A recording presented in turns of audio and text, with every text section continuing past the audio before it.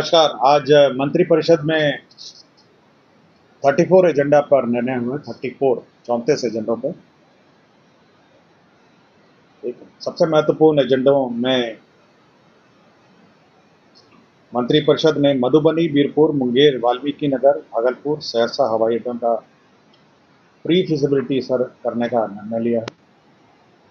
और यह pre feasibility airport authority of India limited करेगी और इसके लिए 2,43,17,676 रुपये अग्रिम निकासी की अनुमति दी गई।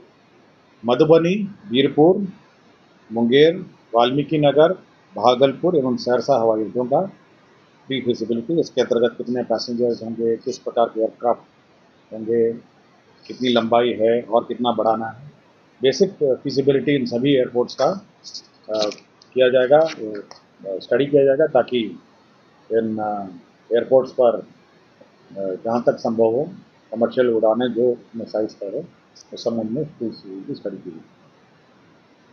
दूसरा है बिहार बायोफ्यूल्स उत्पादन प्रोत्साहन संशोधन नीति 2025। आपको जानकारी होगा कि बिहार बायोफ्यूल्स प्रोत्साहन नीति यह मंत्रिपरिषद ने पूर्व में स्वीकृत की थी। अब उसका संशोधन का प्रस्ताव है, जिसमें डेट ऑफ एप्लीकेशन बढ़ा दिया गया है। अब डेट ऑफ एप्लीकेशन 21/3/2027 तक लिए जाएंगे और उसके बाद 31/3/2008 तक जो भी संस्था वित्तीय प्रोत्साहन की मंजूरी आवेदन दे सकती है 31/3/2021। तो डेट्स का जो है टारगेट डेट्स है उसमें संशोधन किया गया है बायोफ्यूल्स की, जो इथेनॉल बनाती है कंपनी। औद्योगिक प्रोत्साहन नीति 2011 के अंतर्गत आच्छादित 74 वैसी इकाइयाँ जिन्हें सक्षम प्राधिकार का अनुमोदन प्राप्त नहीं है, तो उक्त नीति के अनुरूप शेष अनुमान्य अवधि के लिए व्यय अनुदान का भुगतान करने की स्वीकृति दी। तो आपको जानकारी होगा, जब 2011 की पॉलिसी खत्म हुई थी और 2016 की पॉलिसी शुरू हुई थी, तो कुछ जो इंटरमीडिएट पीरियड में अस्वीकृत या स्वीकृति की प्रक्रिया में लंबित जो उद्योग थे उन्हें वित्तीय प्रोत्साहन नहीं मिला था। इसी के हालत में ऐसे 74 इकाइयाँ हैं जिनके संबंध में राज्य सरकार ने निर्णय लिया है। खेलो इंडिया का गेम्स बिहार में शुरू होने वाला है और आपको जानकारी होगा कि 4 मई को से आरंभ है। इसी के अंतर्गत खेलो इंडिया में जो सैद्धांतिक सहमति मंत्रिपरिषद ने दी है और इसके अंतर्गत जो व्यय होगा, जो राशि राज्य सरकार व्यय करेगी, 119,04,89,129 रुपये, 101 करोड़ के 119 करोड़ के आसपास इसका व्यय होंगे और इसकी सैद्धांतिक स्वीकृति दी है। इसके अंतर्गत 27 खेलों विद्याएँ शामिल है, 27 गेम्स शामिल हैं और ये 4 से 15 मई 4 मई टू 15 मई तक ये कार्यरत हैं।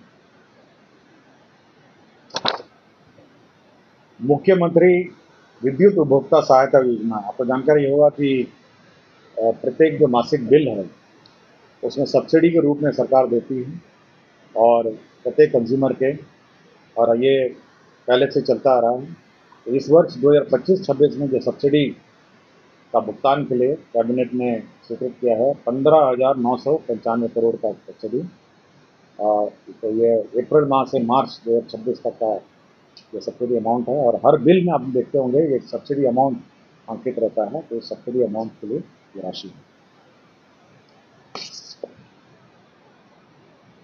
ग्रामीण कार्य विभाग का एनडीबी के सहायता ग्रामीण पथों परियोजना फेज 2 मुख्यमंत्री ग्राम संपर्क योजना अवशेष में सभी 38 जिलों में 100 या 100 से अधिक आबादी में टूटे हुए असंपर्कता ग्राम बसावदर टोलों में 12 मसीहा एकल संपर्कता प्रदान करने के लिए एडीबी का ऋण दिया जाता है, लेने की निर्णय है। आपको जानकारी होगी 100 से ऊपर की आबादी का जो भी संपर्कता है इस रोड्स को कनेक्ट करने के लिए एडीबी से हम लोगों ने एनडीबी से हम लोगों ने अप्रोच किया था, जिसमें 8,283 किलोमीटर ग्रामीण पथों का कार्यान्वयन के लिए पूर्व में स्वीकृत किया और निर्णय लिया। अब ये जो बचे हुए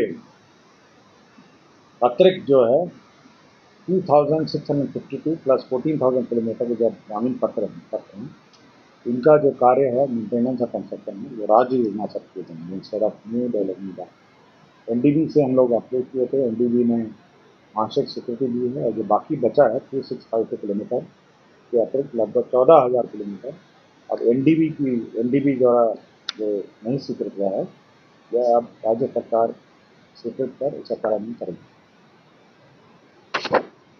ग्रामीण कार्य विभाग का ही है। ग्रामीण एवं पथों एवं आरेखनों में निर्बाध संपर्कता के लिए मुख्यमंत्री ग्रामीण सेतु योजना के प्रावधान में संशोधित किया है।